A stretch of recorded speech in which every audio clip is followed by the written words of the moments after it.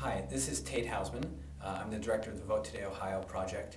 I'm speaking to you on Wednesday, the day after the most historic election of my lifetime, and possibly yours as well.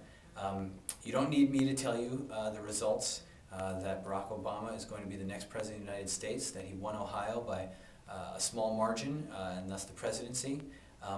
But I do want to spend a second telling you exactly what went down here in Ohio. The stunning number that came out of this election was 30%. 30% of Ohio's voters voted before Election Day. And out of those 30%, 3 out of 4 were Democratic voters. So what did that mean? It meant that on Election Day, all of the problems that had cost John Kerry the election in 2004, the long lines, the broken machines, the problems, there were virtually none.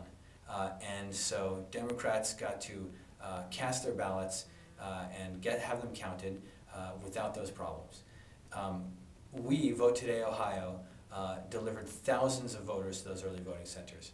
In the 3 counties that we worked in during this last phase, we doubled our Golden Week numbers. We brought 6,000 total voters to the polls.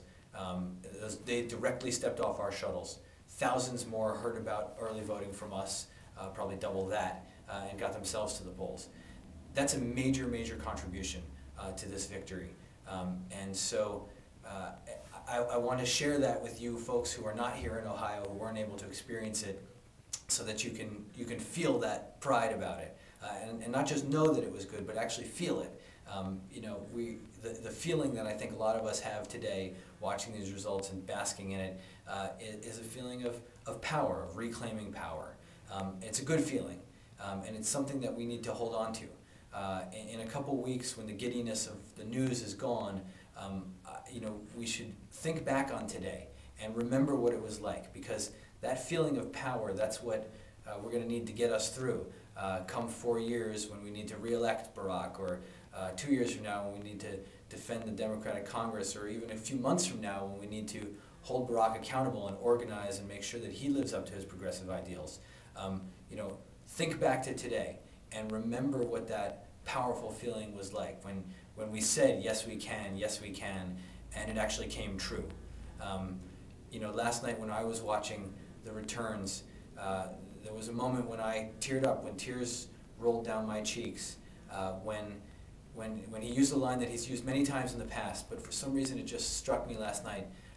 He said towards the end of his speech, this is the moment to reaffirm that fundamental truth, that out of many we are one.